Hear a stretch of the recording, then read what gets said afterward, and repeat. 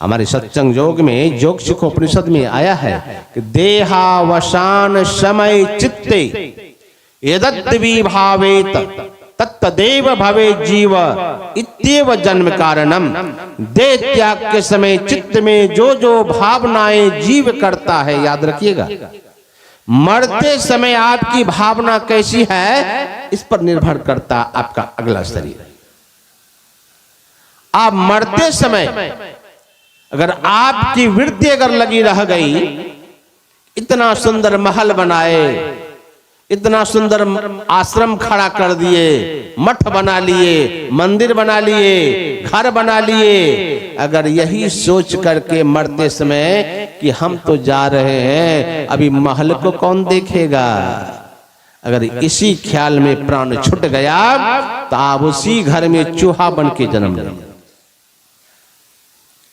मरते समय अगर हम आपकी वासना बच्चे में रह गए, हम जा रहे हैं, कि पोता पोती को कौन खिलाएंगे, दादी माँ सबको देखिएगा ना। हम तो बड़े बड़े सत्संग में देखते हैं, अरे माँ है बच्चा है तो कोई बात नहीं, सत्संग में आई है तो ले, और जब माँ नहीं आई है तो दादी माँ को पोता को लाने की क्या जरूरत। दादा सबको देखिएगा, बच्चा है खिलाइए, लेकिन भजन में अगर आप जा रहे हैं, बुढ़ापा अवस्था आ गया, बुढ़ापा में क्या करना चाहिए, बालापन गेलो खेल कूद में तरुणाई में मदमान, हमारे पूज्य बाबा की वाणी है। बालापन गेलो खेल कूद में, तरुणाई में मदमान, वृद्धापन में धन अर्जन के तृष्णा छुए छे आसमान, उमर बिहान भेले हो राम अब की करिए भगवान, उमर बिहान भेले हो राम। उम्र बीत रहा है, बुढ़ापा आ गया, कब भजन करेंगे, कब भजन करेंगे। चिता में जाके जब 7 मन लकड़ी चढ़ा देगा ऊपर से, तब वहां भगवान का नाम सुमरन करेंगे। शरीर में जब तक प्राण है तभी तक आप भजन कर सकते हैं। शमशान घाट में भजन नहीं होगा, वहां तो राख में बदल जाएंगे, मिनट नहीं लगेगा। तो मरते समय अगर हम आपकी वासना बच्चे में लगी रह गई, कितना बूढ़ा बूढ़ी को देखते हैं, मरण सैया पर है, कहेंगे अरे नूनू कते छो, पोता कहाँ है, नाती कहाँ है, उसी के पीछे दीवाना है। और कहीं उसी में प्राण छूट गया तो सुअर के जोनी में चले जाएंगे। ये माता सहजो भाई ने कहा कि बच्चे के ख्याल में अगर प्राण चला गया तो सुअर के जोनी में चले जाएंगे। क्यों? भगवान को लगता कि इसको हमारा भजन प्रिय नहीं है, इसको बच्चा प्रिय है, तो जाओ तुमको ऐसा शरीर दे देते हैं, 1 बार में 16 बच्चा होगा, खिलाते रहना, खिलाते रहो बच्चे को। अगर मरते समय हम आपकी वृत्ति कहेंगे कि संसारिक ख्याल में रहेगा तो संसारिकता में जाए। अगर कहीं गुरु महाराज में लग गया, हम मर रहे हैं, हे गुरु महाराज, हे गुरु महाराज, अगर हम गुरु का नाम लेते हुए दुनिया से चले गए तब क्या होगा बाबा? जाकी वासना गुरु में, ध्यान रखिए, अगर मरते समय गुरु में वासना लगी रह गई तो हमारे माता सहजोबाई की वाणी है कि जाकी वासना गुरु में सो पावे भगवान, सहजो चौथे पद बसे गावत वेद पुराण, उसको उस परमात्मा की धाम की प्राप्ति हो जाएगी। लेकिन इतना आसान नहीं है कि मरते समय गुरु का नाम आ जाएगा। उसके लिए क्या करना पड़ेगा?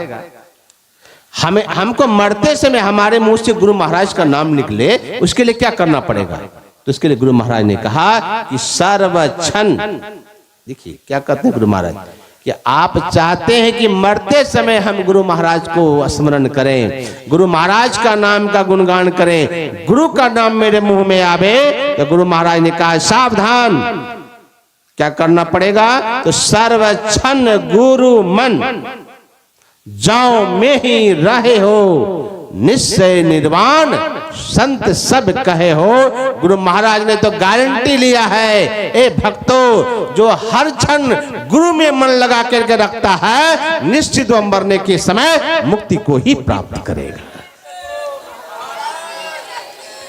निश्चित, ये गुरु महाराज की गारंटी कार्ड है। महाराज हमारे यहाँ मोदी जी भी गारंटी देते हैं और हमारे गुरु महाराज भी गारंटी दे के गए हैं कि हर क्षण अगर गुरु में मन लगा लिए तो निश्चय तुमको निर्वाण की प्राप्ति होगी, वह पद की प्राप्ति होगी जिस पद को मां सबरी ने पाया है। कौन पद को पाया? जहां से जाने के बाद फिर लौट के संसार में आना नहीं पड़ता है, उस पद की प्राप्ति होगी। इसीलिए मरते समय जैसी वासना रहेगी, और मां, ये रानी मां की वासना कैसी है कि हमको अगला शरीर मिले तो कैसा शरीर मिले? कुरूप शरीर मिले, और ऊंचे कुल में नहीं, नीच से नीच कुल में जन्म देना। क्यों? ऊंचे कुल परिवार में फिर जन्म दोगे, फिर ये कहेंगे कि घूंघट तान के घर में छिप के रहो, सत्संग में मत जाओ।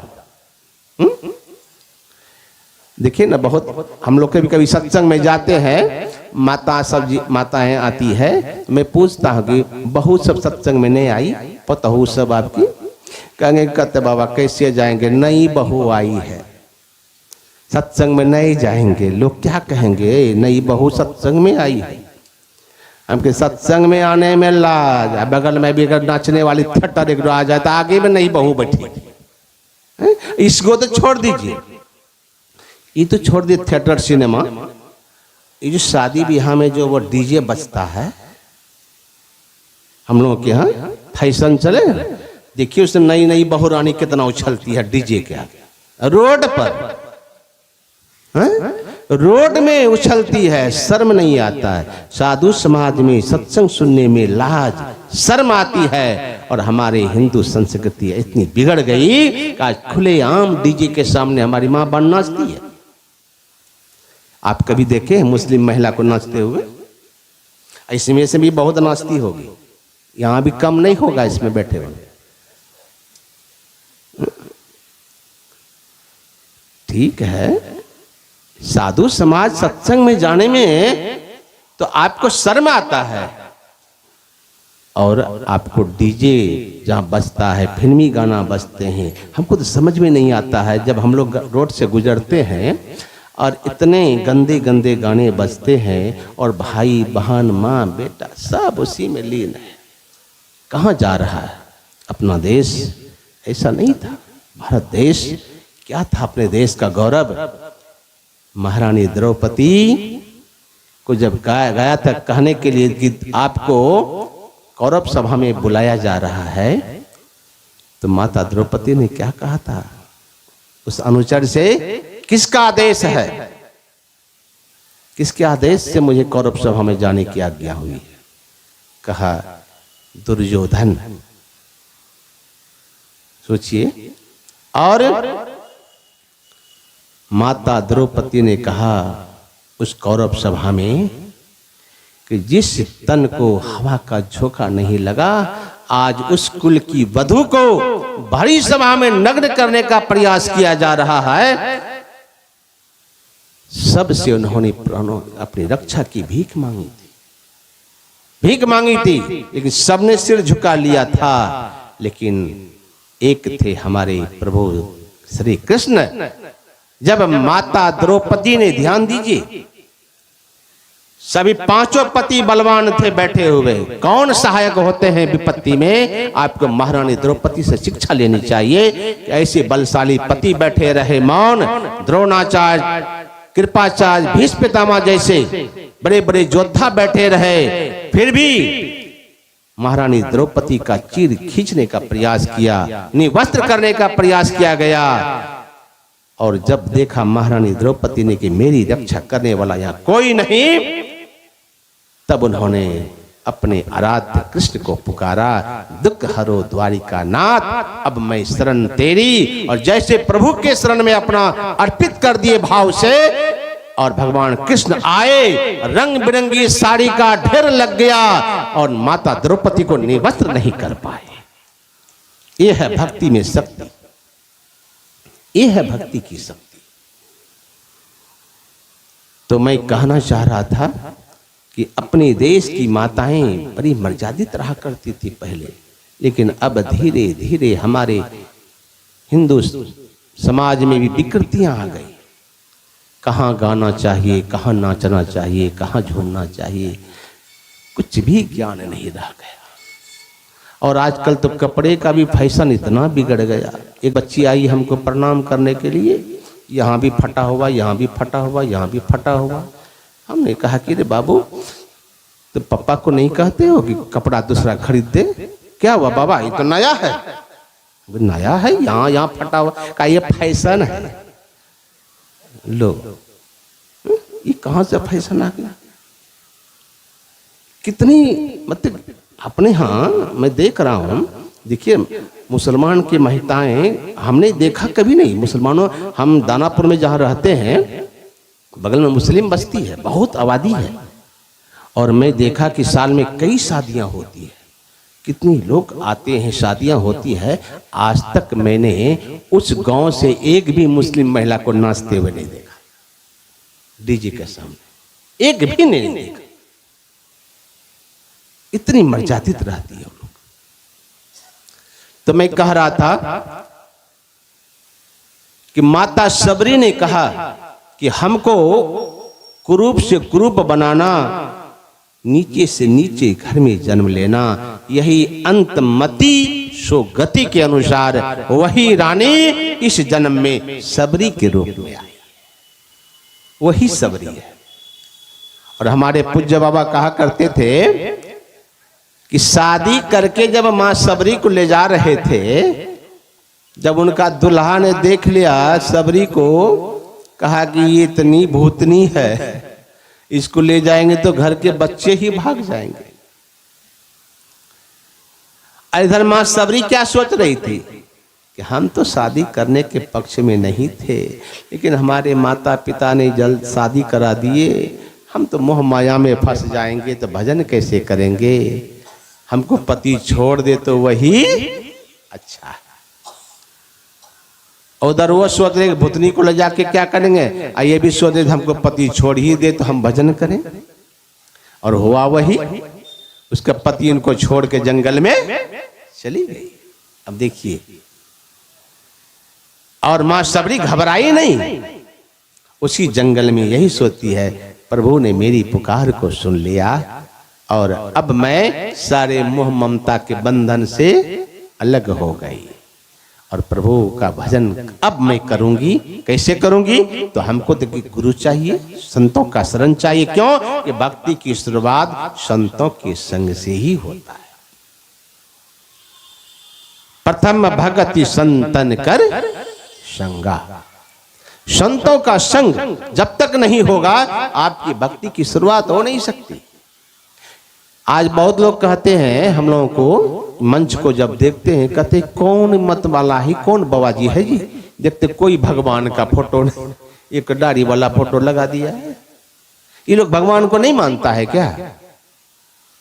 कहाँ देखते हैं? न भगवान राम है, न भगवान कृष्ण है, कि कोई कौन भगवान है जिसको सिंहासन पर बिठा दिया है?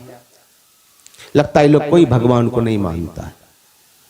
अरे हम लोग भगवान को मानते भी हैं और भगवान को ही नहीं मानते हैं, साथ साथ भगवान की बातों को भी मानते हैं। आप में अंतर यही है, आप भगवान को तो मानते हैं लेकिन भगवान की बातों को नहीं मानते।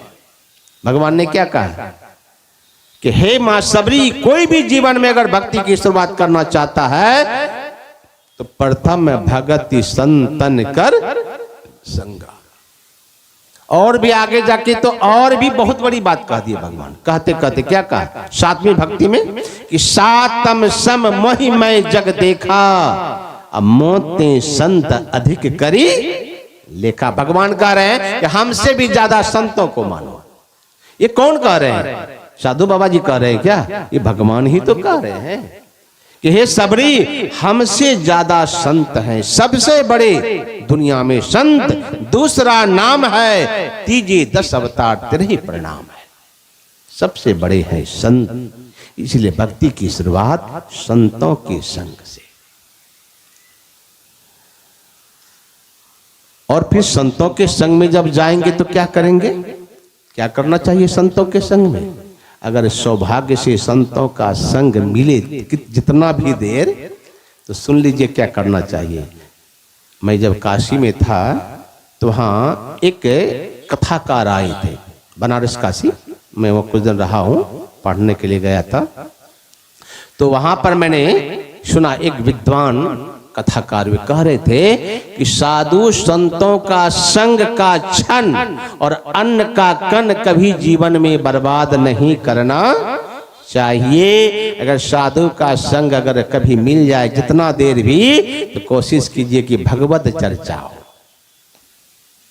ध्यान कैसे करें, ध्यान में आगे कैसे बढ़ें, मंत्र जाप कैसे करना चाहिए, मानस ध्यान कैसे करना चाहिए, दृष्टि योग कैसे करेंगे, मतलब भगवत चर्चा।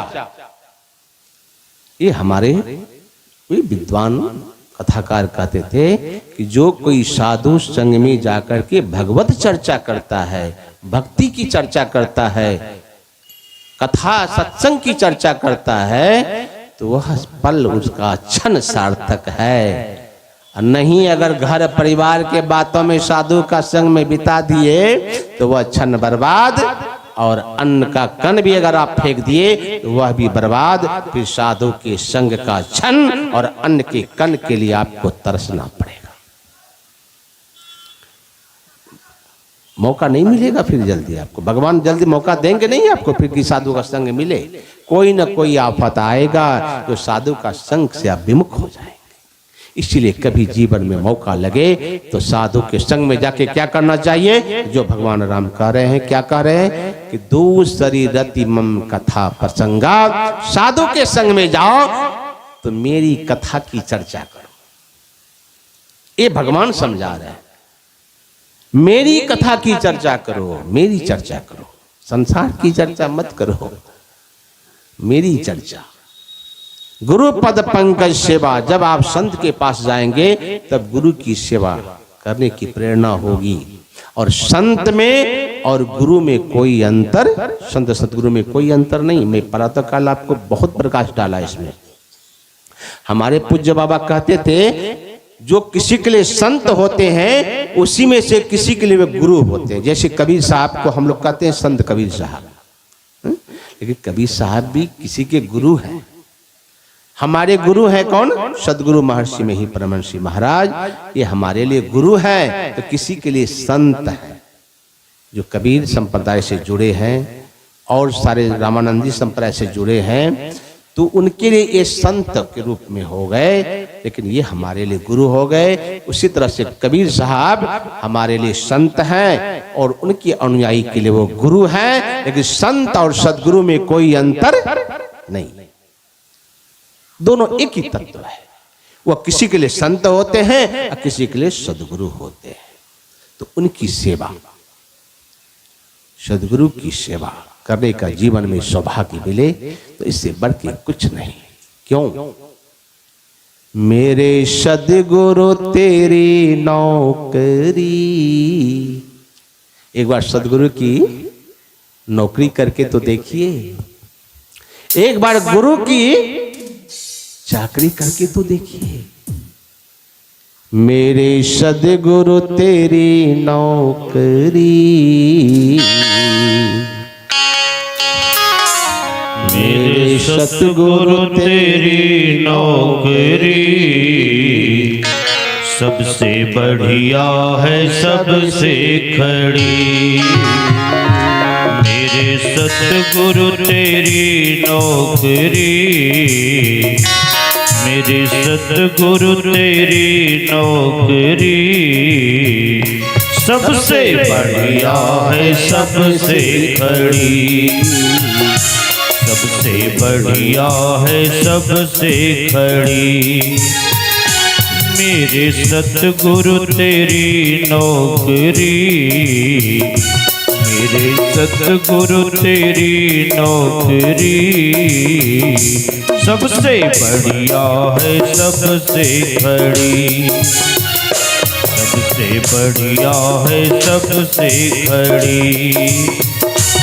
तेरे दरबार की हाजरी, तेरे दरबार की हाजरी।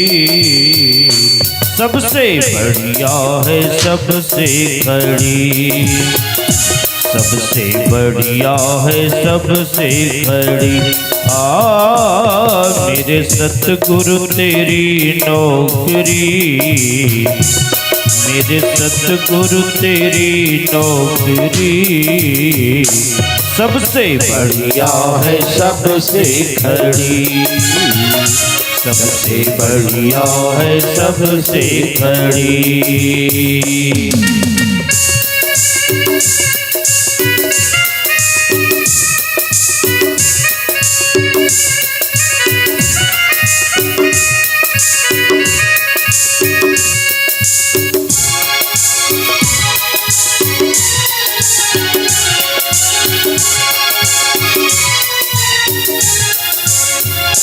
भाई आप लोग मोहर को देखे होंगे, जो कागज में मारा जाता है, देखिए रबड़ का। आप मोहर को देखिएगा तो उसके सारे अक्षर उल्टे होते हैं, मोहर के सारे अक्षर उल्टा। लेकिन जब इंक भर के सादे कागज पर मारा जाता है तो सारा अक्षर सीधा होता है कि नहीं। उसी तरह से कितना भी आपका उल्टा भाग क्यों नहीं है, अगर सच्चे सदगुरु के शरण में समर्पण के भाव से चले गए तो आपका उल्टा भाग भी एक दिन सीधा जरूर होगा। इससे है संतों के चरणों में जाने का फल। लेकिन कौन जाते हैं? सब जाएंगे। खुश नसीबी का जब गुल खिला, खुश नसीबी का जब गुल खिला, तब कहीं जाकर ये दर मिला। खुश नसीबी का जब गुल खिला, खुश नसीबी का जब गुल खिला, तब कहीं जाकर ये दर मिला। वे हैं कौन जिसको ये सदगुरु का दर मिलता है? जो खुश नसीब होते हैं, बदनसीब को नहीं। अगर आपको सदगुरु का दरबार मिला है तो सोचिएगा कि आप बड़े खुश नसीब हैं। खुश नसीबी का जब गुल खिला, ओ खुश नसीबी का जब गुल खिला, तब कहीं जाकर ये दर मिला। खुश नसीबी का जब गुल खिला, तब कहीं जाकर ये दर मिला। हो कहीं ये दर मिला, अब तो हो गई रहमत तेरी, अब तो हो गई रहमत तेरी। सबसे बढ़िया है सबसे खड़ी, सबसे बढ़िया है सबसे खड़ी। मेरे सतगुरु तेरी नौकरी, मेरे सतगुरु तेरी नौकरी। सबसे बढ़िया है सबसे खड़ी, सबसे बढ़िया है सबसे खड़ी।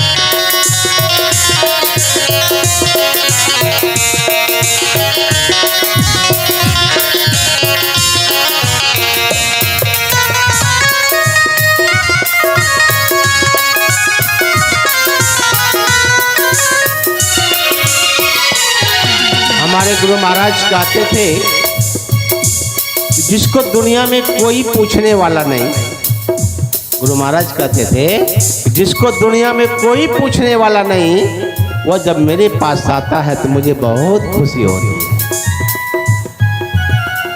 आप यदि किसी के काम के लायक नहीं हैं तो आप सदगुरु के शरण में चले जाइए। क्या होगा? मैं नहीं था किसी काम का, ओ मैं नहीं था किसी काम का, ओ मैं नहीं था किसी काम का, ले सहारा तेरे नाम का। मैं नहीं था किसी काम का, मैं नहीं था किसी काम का, ले सहारा तेरे नाम का। मैं नहीं था किसी काम का, ले सहारा तेरे नाम का, ओ तेरे नाम का। ऐसी होगी कहा दूसरी, ऐसी होगी कहा दूसरी, सबसे बढ़िया है सबसे खड़ी, सबसे बढ़िया है सबसे खड़ी। मेरे सतगुरु तेरी नौकरी, मेरे सतगुरु तेरी नौकरी, सबसे बढ़िया है सबसे खड़ी, सबसे बढ़िया है सबसे खड़ी।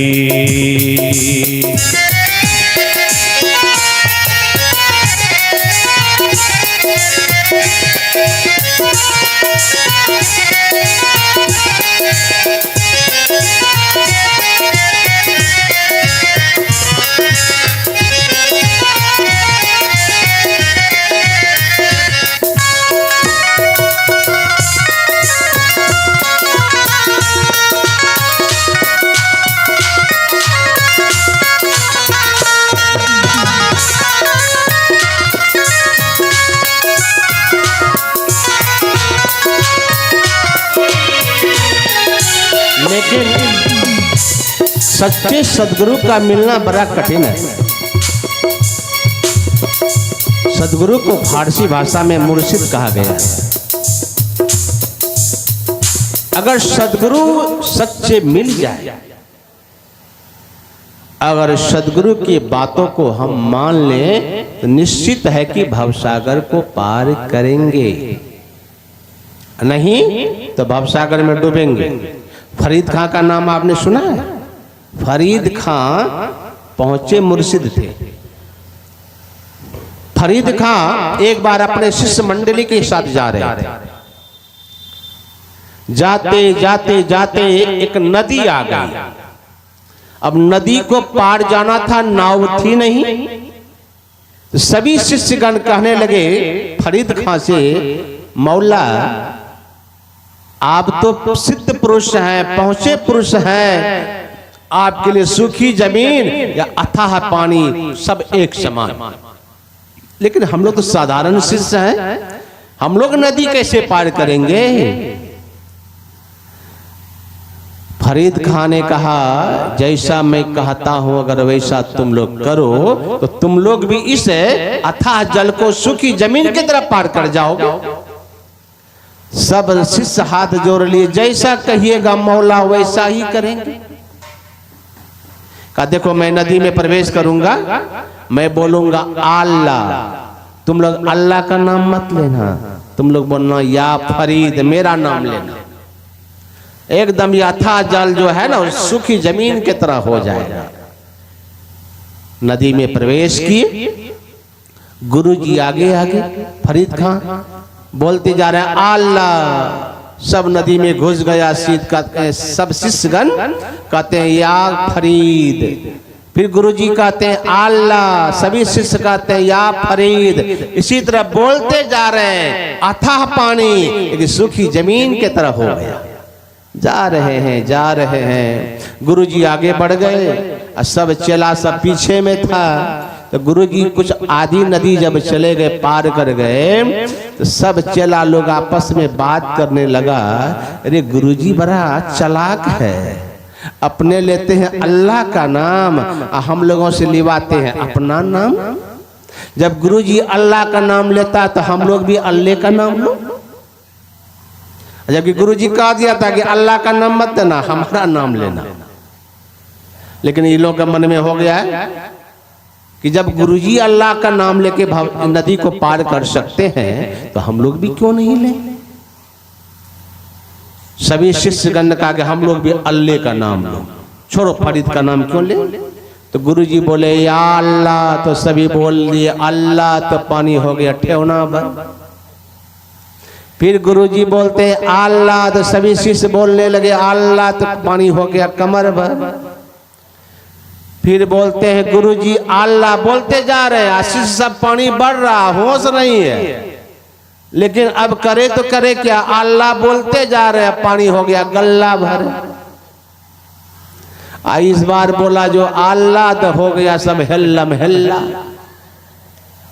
नाक में पानी घुसने लगा, चिल्लाने लगे मौला मौला मौला, देखिए हिल्लम हिल्ला। गुरुजी कहे ये हिल्लम हिल्ला कैसे हो गया, ये तो सूखी जमीन की तरह आ रहा था, अरे ये कैसे हो गया। कहा गुरुजी हम लोग के मन में हुआ कि जब गुरुजी अल्लाह का नाम लेता है तो हम लोग भी अल्लाह का नाम ले। कहा लो ना हिल्लम हिल्ला करो। कहा गुरुजी माफ कर दीजिए, अब जो कहेंगे सो वही करेंगे। कहेंगे मैं बोलूंगा अल्लाह, तो तुम लोग बोलना या फरीद, मेरा नाम लेना, फिर उसी तरह हो जाएगा। इसी तरह से बार बार जब बोला, पानी घट गया, सूखी जमीन की तरह हो गया और गुरु के नाम को लेकर ही नदी को पार कर गए। लेकिन ऐसे सच्चे मुर्शिद का मिलना बड़ा कठिन है। जब से तेरा गुलाम हो गया, जब से तेरा गुलाम हो गया, जग में मेरा भी नाम हो गया। जब से तेरा गुलाम हो गया, हो जब से तेरा गुलाम हो गया, तब से मेरा भी नाम हो गया। जब से तेरा गुलाम हो गया, जग में मेरा भी नाम हो गया। मेरा नाम हो गया, वरना औकात क्या थी मेरी, वरना औकात क्या थी मेरी। सबसे बढ़िया है सबसे खड़ी मेरे सतगुरु तेरी नौकरी, मेरे सतगुरु तेरी नौकरी। सबसे बढ़िया है सबसे खड़ी, सबसे बढ़िया है सबसे खड़ी, सबसे बढ़िया है सबसे खड़ी, सबसे बढ़िया है सबसे खड़ी, सबसे बढ़िया है सबसे खड़ी। इसलिए भगवान राम ने कहा हे सबरी, गुरु पद पंकज सेवा तीसरी भगति अमान। मान को छोड़ के गुरु की सेवा करो। तब जब गुरु से दीक्षा प्राप्त हो जाए तो फिर मंत्र जाप मम दृढ़ विश्वासा, पंचम भजन सुवेद प्रकाशा, छठ दम शील विरति बहुकर्मा, निरत निरंतर सज्जन धर्मा, सातम सम मोहि मैं जग देखा, मोते संत अधिक करि लेखा, आठम जथा लाभ संतोषा। बहुत कुछ है, संतोष नहीं है। ये संतोष धन कब आएगा? भजन बिनो मिटे ही की कामना। जब कामना का अंत होगा तभी संतोष धन की प्राप्ति होती है, और कामना का अंत होता है भक्त जन से, भक्ति से। जब संतोष धन की प्राप्ति हो गई तो फिर नवम सरल सन छल हीना, वह भक्त सरल हो जाता है, उसके अंदर में सरलता आ जाती है। और जो सरल भक्त होता है उसी के आगे पीछे आमने सामने दिल में अंग संग हर वक्त प्रभु प्रत्यक्ष हो जाते हैं, फिर सामने परमात्मा ही परमात्मा नजर आते हैं। भक्त को सरल होना चाहिए, बिल्कुल सरल। और जो सरल होते हैं वही भगवान को प्राप्त भी कर सकते हैं। सरलता होनी चाहिए। भगवान के पाने के लिए आपको अंदर में सरलता होनी चाहिए। बस एक कहानी कह के मैं वाणी में विराम दूंगा, आप लोग ध्यान से सुन लीजिए। समय भी 5:10 हो चुके हैं, और एक कहानी अंतिम में मैं सुना रहा हूं, उसके बाद पद गा करके मैं वाणी में विराम दे रहा हूं कि सरल भक्त को भगवान कैसे दर्शन देते हैं। एक था पेटू, शायद मैं यहाँ कहा होगा कभी, नहीं तो फिर सुन लीजिए। पेटू का मतलब समझ रहे हैं? जो खूब खाए उसको क्या कहते हैं? पेटू। वो पेटू घर में खूब खाता था, खाता सोता। तो माता पिता ने कहा कि रे पेटुआ, तू तो कुछ करता नहीं है, खाता है और सोया रहता है। जब खाना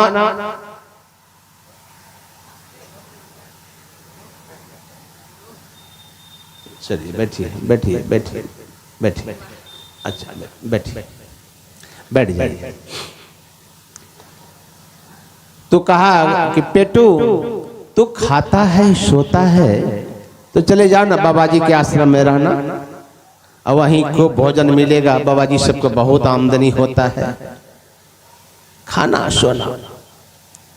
पेटू चला गया घर छोड़ करके बाबा जी की आश्रम में।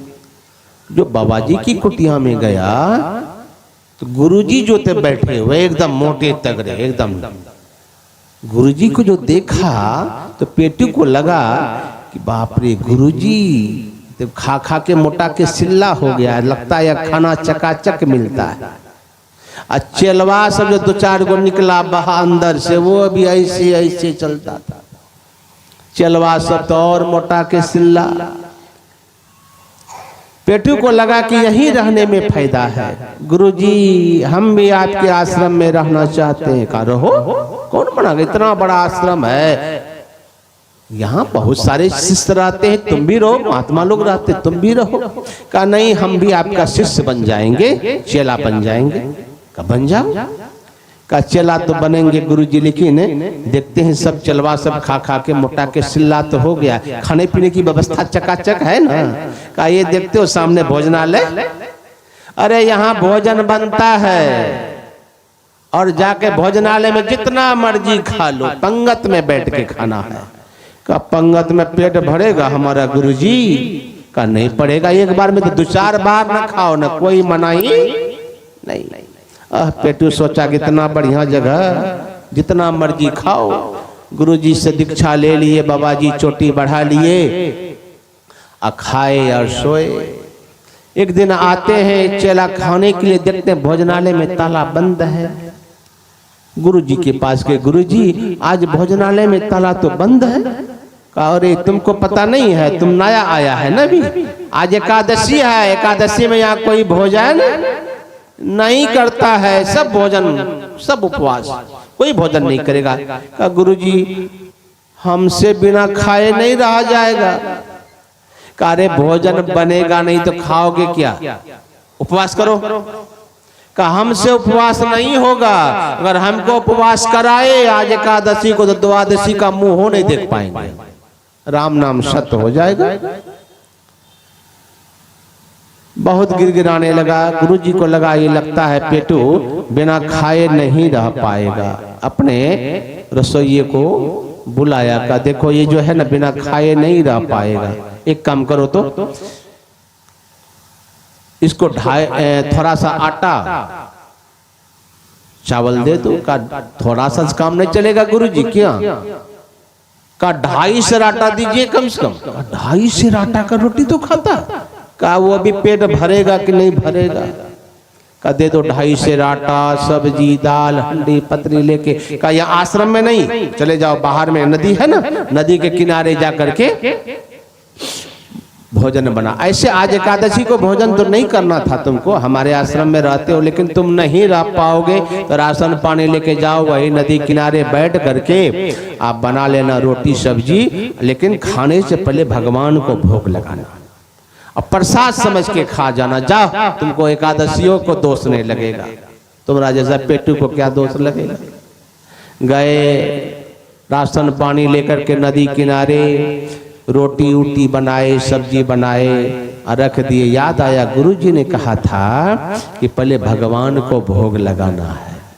तो इनको क्या पता कि भोग कैसे लगा, कभी पूजा करता तब तो इनको लगा कि भगवान आएंगे और तब थोड़ा सा भोग लगा के चले जाएंगे और जो बचेगा हम खाएंगे। तो चलो भगवान को बुला लेते हैं, यहाँ तो कोई मंदिर है नहीं, तो भगवान ही को आना पड़ेगा नदी किनारे। तो हाथ जोड़ करके पेटू भगवान को बुलाते हैं, प्रभु श्री राम आइए, प्रभु श्री राम आइए, मेरे भोजन को भोग लगाइए। इसी तरह से गा रहे हैं, प्रभु को पुकार रहे हैं, आँख खोल खोल के देख रहे आए कि नहीं। देखते हैं कितना देर चिल्ला रहे हैं, आए नहीं। कहते प्रभु आज बुलाने पर नहीं आ रहे हो, क्या सोचते मंदिर में मिलेगा भोजन? वहां ताला बंद है आज, वहां आज भोजन मिलने वाला नहीं है। प्रभु आओ यहाँ पर, हम जो सूखी रोटी बनाए हैं इसका भोग लगाओ, हम भी भोजन करेंगे।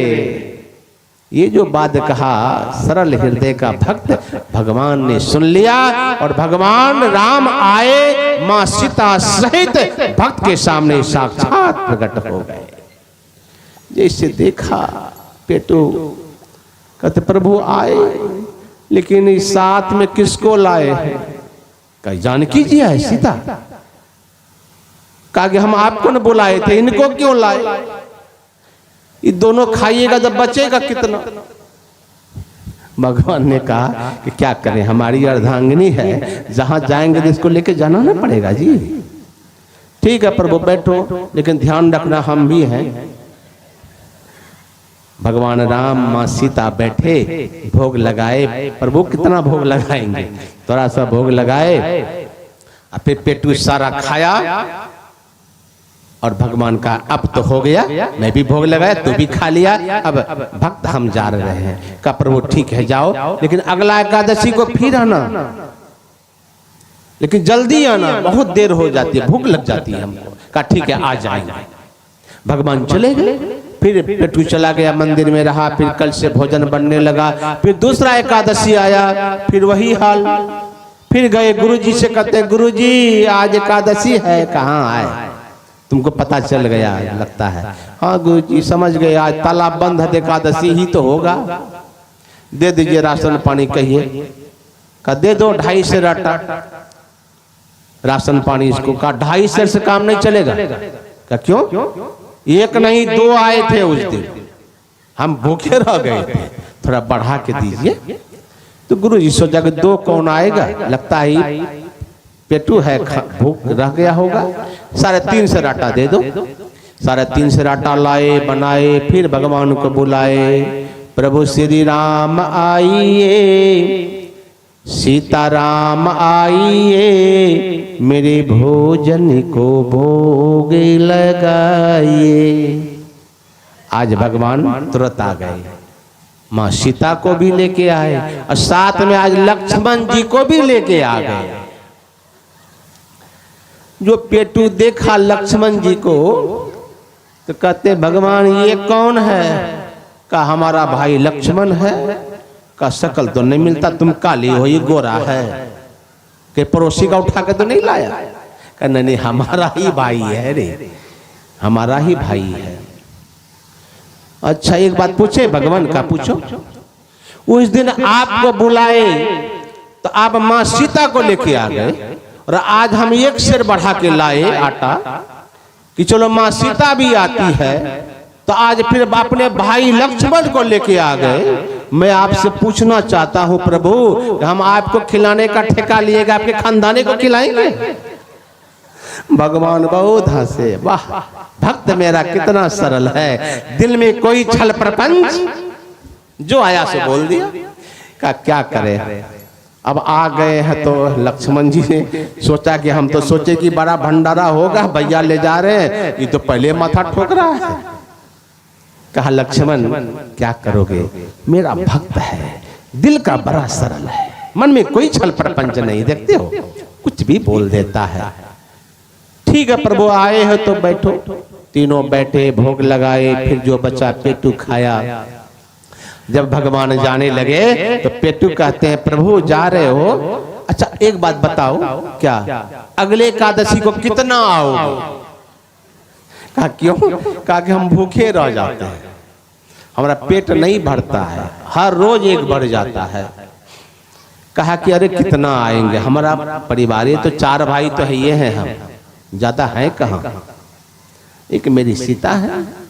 कहा ठीक है प्रभु जो भी है, लेकिन जल्दी आइएगा। हाँ हम जल्दी आ जाएंगे। फिर भगवान चले गए, पेटू चला गया। फिर तीसरा एकादशी आया, फिर गुरुजी के पास जाते हैं, गुरुजी दीजिए राशन पानी। का दे दो, पेटू रहेगा, मानेगा नहीं। 3.5 सेर आटा दे दो। का 3.5 सेर से काम नहीं चलेगा गुरु महाराज। का क्यों? कहा उस दिन एक फिर बढ़ गया था, आज ना जाने कितना है, इसलिए कम 7 सेर आटा दीजिए हमको। का 7 किलो आटा क्या करेगा? का क्या करेगा, सब आएगा खाएगा, हम अकेले खाते हैं। गुरुजी सोचने लगे ये लगता है कि पेटवा चोर है, ये आटा ले जाता हमसे मांग के कहीं बेचता होगा, ये पैसा कमाने का धंधा कमा लिया है, कौन आएगा भगवान खाने के लिए? कहे इसको 7 नहीं 8 सेर आटा दो। 8 सेर आटा दिया, राशन पानी सब भर के दिया। पेटू लेके गया नदी किनारे। और आज गुरुजी ने सोचा कि सचमुच में ये खाता है कि बेचता है, ये देखना होगा। आज गुरुजी पहरे पर है। भक्त चला गया नदी किनारे और आटा सब्जी हंडी सब रख दिया। मन में सोचने लगा कि 8 सेर आटा का रोटी बनाएंगे, सब्जी बनाएंगे, कितना आएगा, मिलेगा कि नहीं मिलेगा, पहले बुला के ही देख लेता हूं। बनाया नहीं, भगवान को बुलाए, प्रभु श्री राम आइए, सीताराम आइए, लक्ष्मण राम आइए, मेरे भोजन को भोग लगाइए। नदी किनारे भक्त ने, नदी किनारे भक्त ने जी जब की प्रेम पुकार, अब पल में ही प्रगट भये वहां राम दरबार। क्या प्रकट हो गए? राम दरबार। मतलब राम लक्ष्मण भरत शत्रुघ्न और हनुमान जी भी। ये जो देखा राम दरबार को, पेटू का तल्लू आज तो खानदाने उठ के आ गए। एक बंदरो आया है, हनुमान जी थे ना, का प्रभु आए हो तो सब, लेकिन खाओगे क्या? का क्यों? का हम बनाए ही नहीं। का तो बुलाया क्यों? का इतना जो आए हो बचेगा, ये रहा आटा, ये रहा सब्जी, अपने बनाओ अपने खाओ। भरत जी कहते हैं भैया हम तो सोचे कि कोई भगत तगड़ा भक्त होगा, ये तो कहते हैं अपने बनाओ अपने खाओ। भगवान कहते हैं भक्त मेरा बड़ा सरल है। भरत हर रोज तो भक्त हमको भोग लगाता है ना, अरे आज हम ही लोग बनाएंगे और अपने भी खाएंगे और भक्तों को भी खिलाएंगे। बनाओ। लक्ष्मण जी को आदेश दे दिया, लकड़ी लाओ चुन करके। हनुमान जी पूंछ से चौका झाड़ने लगे, भरत जी चौका संभालने लगे और सीता से कहा भगवान ने कि महारानी जी आप भोजन बनाइए, और माता सीता भोजन बनाने लगे। और इधर पेटू आंख बंद करके बैठा है, देख रहा आंख खोल करके बना रहे हैं, लेकिन बचेगा इतना से तब ना। आज हमारा एकादशी हो गया, आज मिलने वाला नहीं है। ये माता सीता जो भोजन बनाने लगी अपने से, तो सभी साधु संतों को पता चल गया आज माँ सीता भक्तों के लिए भोजन बना रहे हैं। अरे हम लोग भी तो भक्त हैं, चलो चलो चलो माँ सीता का बनाया प्रसाद तो मिल जाए। हजारों भक्त नदी किनारे प्रकट हो गए, हाथ फैलाए, माँ आप भक्तों के लिए आज भोजन बना रहे हैं, इसलिए एक दाना हम लोगों को भी। अब भक्त लोग जो हल्ला करने लगे तो पेटू सोचा कि हल्ला कहां से हो रहा है, देखते हजारों बाबाजी हाथ फैलाए, का जो एक दाना मिलता ये बाबाजी बचने नहीं देगा, सब लेके प्रसादे में पार हो जाएगा। आज हो गया एकादशी, अकल द्वादशी का भी हम मुंह नहीं देख पाएंगे, गए हम। आंख बंद करके सोचा आप देख के क्या करेंगे, बचेगा ही नहीं तो बना हुआ देख के क्या करेंगे, आंख बंद करके बैठ गया। तब तक गुरुजी आ गए देखने के लिए कि जो लेके गया है 8 सेर आटा ये खाता है कि बेचता है।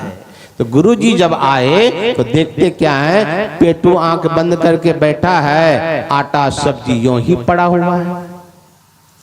गुरुजी ने कहा अरे पेटू, अरे तू बना नहीं रहा है, ये आटा सब्जी सब यूं पड़ा हुआ है। का गुरु महाराज आ गए, अच्छा किया आप आ गए, ये देखिए पूरे खानदान उठ के आया, ये बाबाजी से पुण्य देके हाथ फैला के। गुरुजी कहते हमको तो कुछ दिखाई नहीं पड़ता है, का हमको सब दिख रहा, आपको नहीं दिख रहा है गुरुजी, का हमको नहीं दिख रहा है, का हमको तो सब दिख रहा है। प्रभु श्री राम पूरे राज दरबार के साथ हजारों साधु महात्मा बैठे हैं, गुरुजी आपको नहीं दिख रहा है, हमको तो दिख रहा है। माँ जी वहां भोजन बना रही है और इतने बाबाजी पहुंचे हुए हैं। गुरुजी कहते हमको कुछ नहीं दिखता है। तो भक्त कहते हैं भगवान से, भगवान आप बड़े चालाक हो, मेरा सब खाओगे भी और हमारे गुरुजी को देखोगे भी नहीं, हमको झूठा बनाओगे। तो भगवान ने कहा कि हम तुम्हारे गुरुजी को दिखाई नहीं देंगे, सिर्फ तुमको दिखाई देंगे। ये जो बात होने लगी तो गुरुजी ने कहा क्या हुआ, क्या बात कर रहे हो? कहा भगवान कह रहे हैं कि हम सिर्फ तुमको दिखाई देंगे, तुम्हारे गुरुजी को दिखाई नहीं देंगे। गुरुजी को लगा कि हमारे भक्त को भगवान दिख रहा है, हमको क्यों नहीं दिख रहा है? कहा पूछो तो भगवान से कि हमको क्यों नहीं भगवान दिख रहे हैं? तो भगवान ने कहा कि तुम्हारे गुरुजी के पास में बहुत लंबा चौड़ा आश्रम है, बहुत चेले चटिए हैं, लेकिन तुम्हारा जैसा सरल हृदय नहीं है, इसीलिए हम कपटी को दर्शन नहीं, हम तो तुम्हारे जैसे सरल भक्त को ही दर्शन देते हैं। गुरुजी से कहा गुरुजी भगवान कहते हैं कि हम कपट वाले को दर्शन नहीं देते, आपका हृदय सरल नहीं है, इसलिए भगवान आपको दिखाई नहीं दे रहे हैं। गुरुजी बहुत रोए, शिष्य के सामने बहुत रोए कि आज मेरे पास सब कुछ है, लेकिन एक सरल हृदय नहीं होने के कारण आज मैं प्रभु को नहीं देख पा रहा हूं। गुरुजी को रोते हुए देख करके शिष्य को रोना आ गया और भगवान से कहते हैं प्रभु हमारे गुरुजी रो रहे हैं, गुरु के कारण तो आपके दर्शन हुए और आप हमारे गुरु को भी दर्शन दीजिए। तब भगवान ने कहा कि अरे आज तक तो यही था कि गुरु के कारण शिष्य को भगवान का दर्शन होता है, लेकिन आज तुम्हारा जैसा शिष्य आज गुरु को भगवान का दर्शन करा रहा है। और तब भगवान ने उनके गुरु को भी दर्शन दिए। इसलिए हृदय सरल जिसका होगा उसी को भगवान के दर्शन होंगे। हमारे चैनल MMB ऑफिशियल को अवश्य सब्सक्राइब करें और नए अपडेट सबसे पहले पाने के लिए इस बेल बटन को दबाना न भूलें।